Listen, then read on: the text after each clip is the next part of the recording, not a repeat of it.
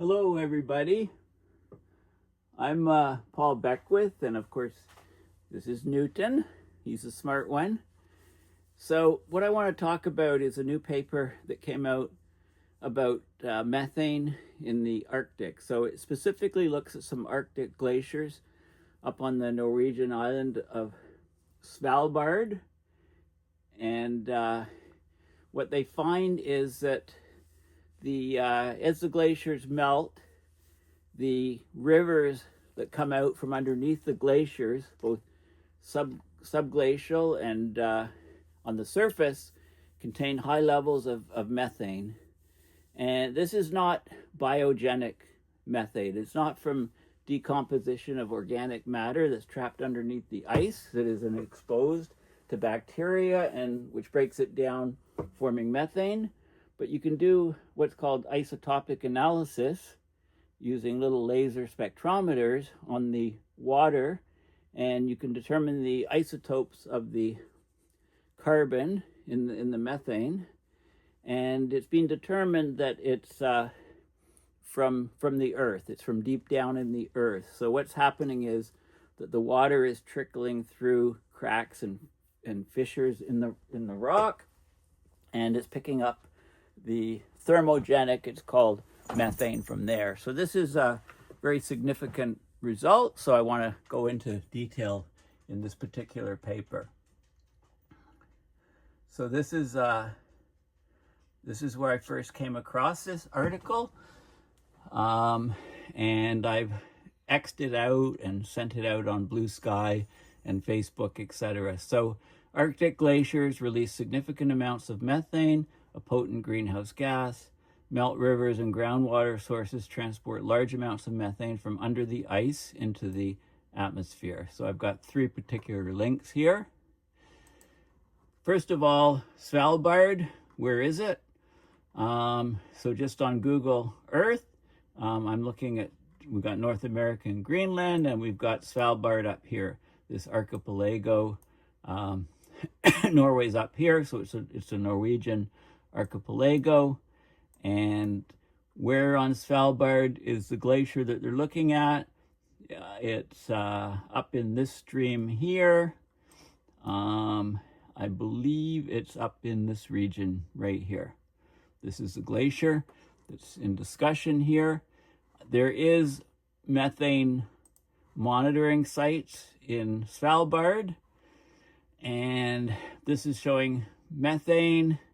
This is Global Monitoring Laboratory, NOAA, still getting data from it.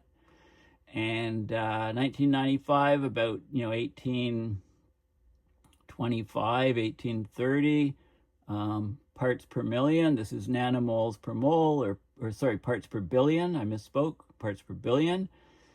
So it's about 1830, 1840, going all the way up to present day, when it's somewhere like 2020, 2030 parts per billion. Converting that to parts per million, 2030 parts per billion would be 2.03 parts per million, right? And CO2 concentrations are given in parts per million. So this is how it's fluctuated. So the actual rise is accelerating, you can see. Looking at a couple different time scales, this is from 2020 to present. You can see the variation and the fluctuation. These data points are thought to be unreliable. And I think I have a third one looking at just the last year to present. And you can see the variation of the methane. As we go into the spring and summer in the Arctic, you get thawing and you get methane released.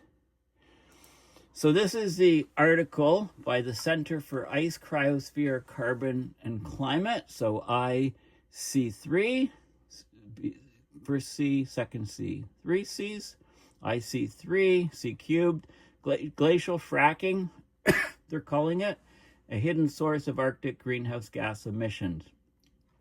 So two postdocs at IC3, they've discovered that Arctic glaciers are leaking significant amounts of methane a potent greenhouse gas as they thaw back, and the high levels of methane can be detected in the meltwater coming from the glacier.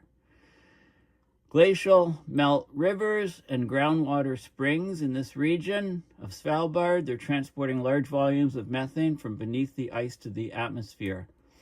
They say that this was a previously unrecognized process. It's not in the climate models. It's not, I mean, it makes sense that it's occurring, but there hasn't been a lot of peer-reviewed science on it. They say it could contribute to Arctic climate feedbacks, accelerating global warming. As you get more and more glaciers melting back, you get more and more methane released. So this is a remote cabin on Svalbard where these two researchers lived for 3 summers. And it's the Valak crab green, I'm mispronouncing that, probably glacier.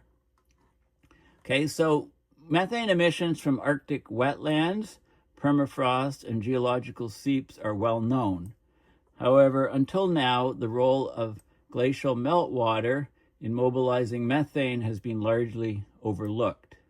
So what they did is there's a small valley glacier in central Svalbard. They were there, they parked there for the summers, they measured methane levels in the springs in the Melt River draining from the glacier. And, this is quite an amazing landscape. Don't fall in the crevasse is the rule. So the results are striking. So they measured methane concentrations in the Melt River up to 800 times higher than the atmospheric equilibrium level. This was average, and they got spikes or peaks of 3,170 nanomolar. So this is nanomolar, right? It's parts per billion. So 3,170 parts per billion. Okay, so pretty high levels, on average up to 800 times higher, and this is even higher than 800 times. So this methane, the key thing, the very important factor is that this methane wasn't produced by microbial activity under the ice. So it's not organic material under the ice, which gets exposed or carried in the meltwater rivers, and then you get bacterial decomposition producing methane. No, it's not from microbial activity. From the isotopic analysis, they thought it would be.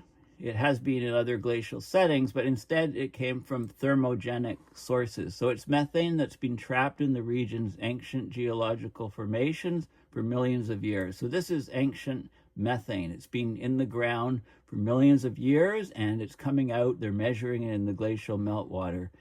They expected to see some methane in the meltwater, but the concentrations they measured were surprisingly high. The isotopic analysis, right? Remember what an isotope is? Same atomic number, different atomic mass, because the number of neutrons varies.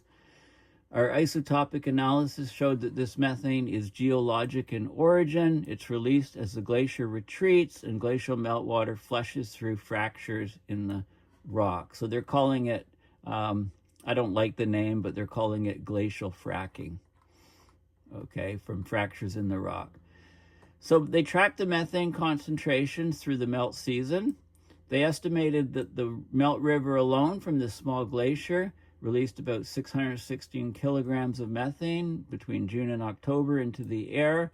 This represents 63% of the total methane emissions from the whole catchment, glacier catchment, with groundwater springs and bubbling gas vents contributing the rest.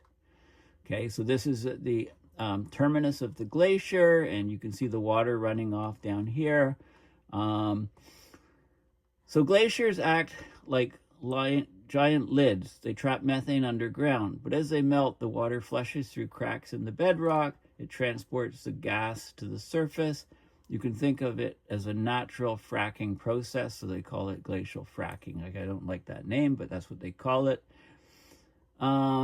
This study suggests that similar emissions could be happening at hundreds of other glaciers across Svalbard, not just Svalbard, but the entire Arctic.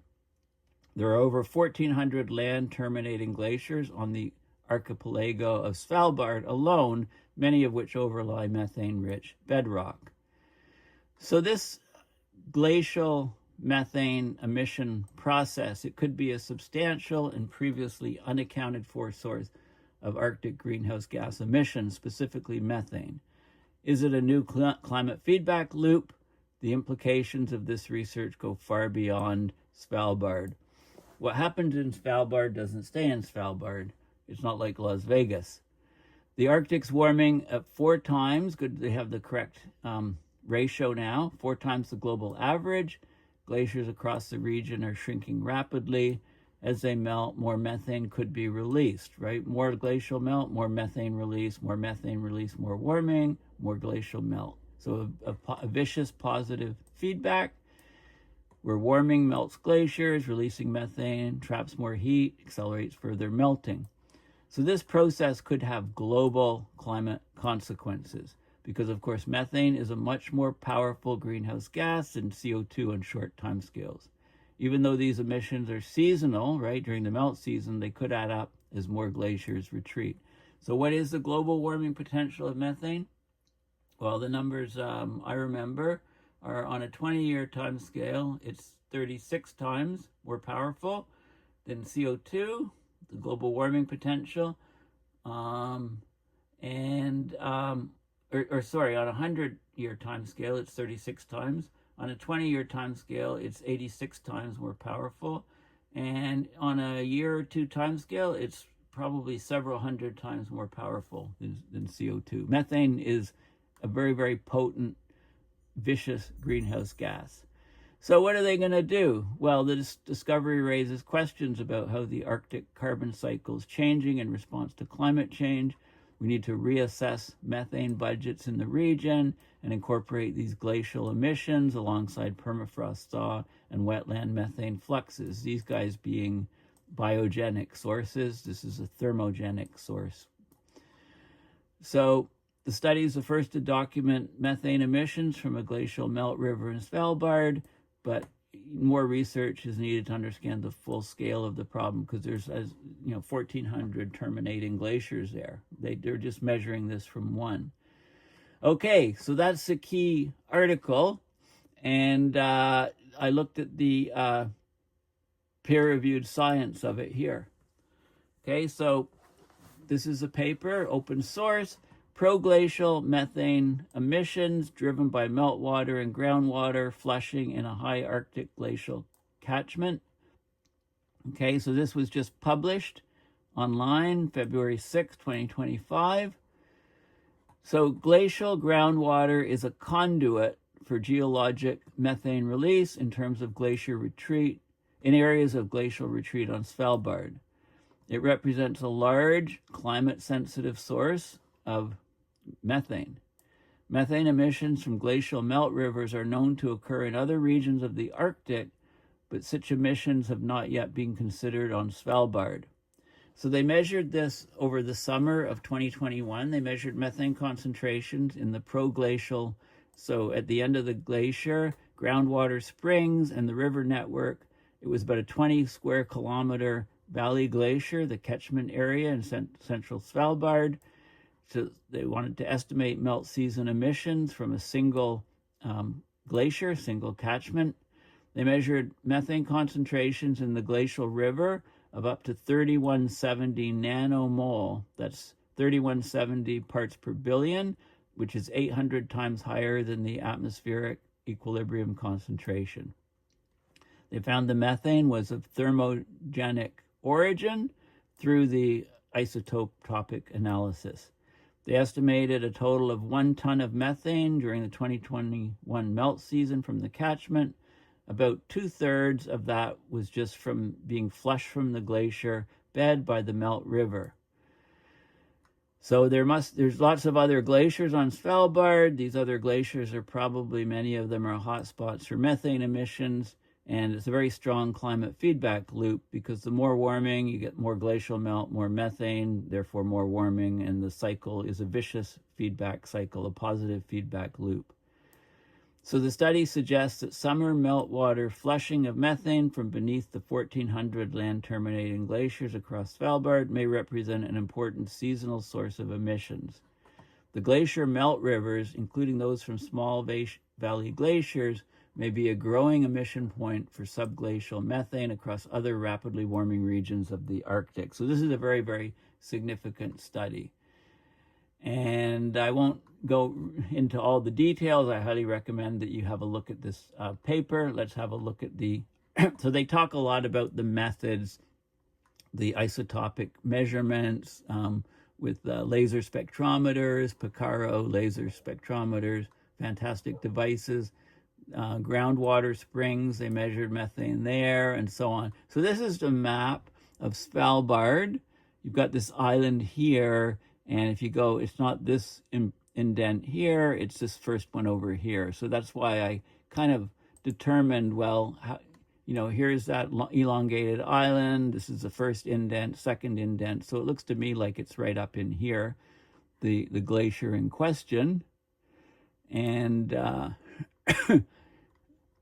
okay, it's, yeah, the first one, not the second arm of the second branch. So it's right up in here, and this is an expansion. So they measured, they had a gauging station downstream of the glacier.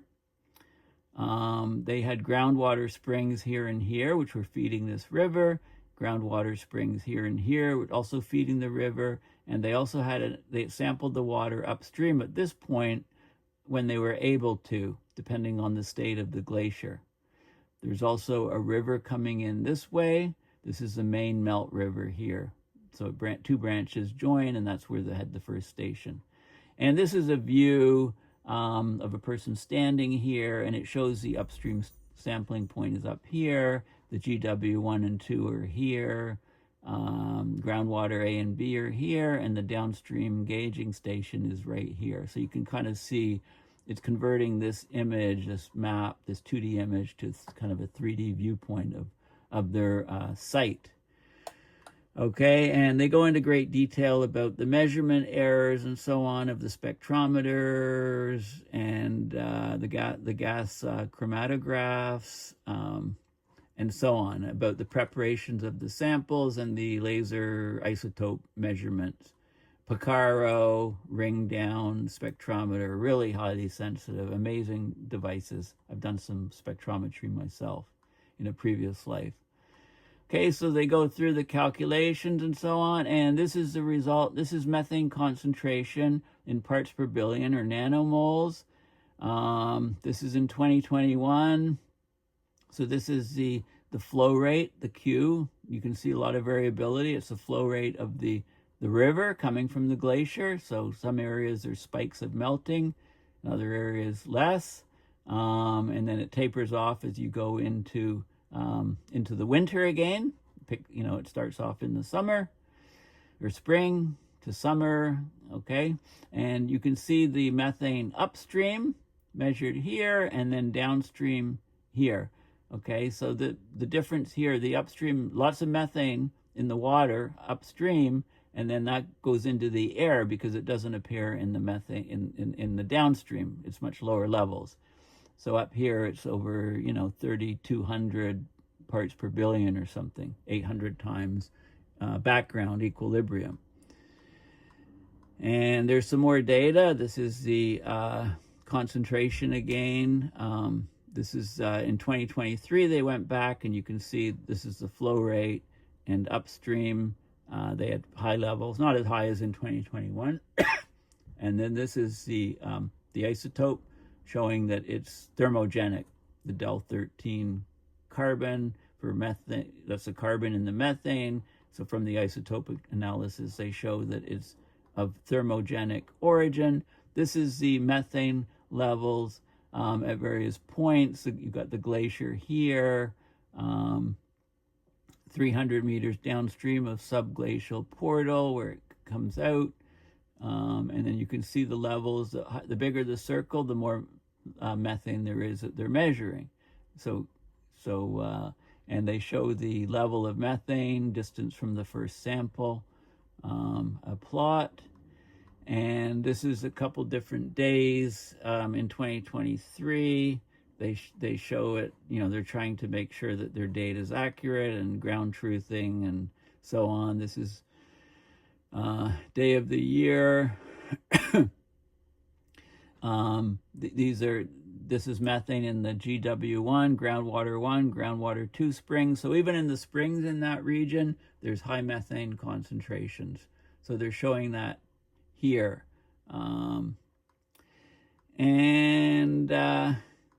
There's methane bubbling from vents at the bed of pools. They collected that 10 vents in 5 groundwater pools that regularly release small plumes of methane bubbles.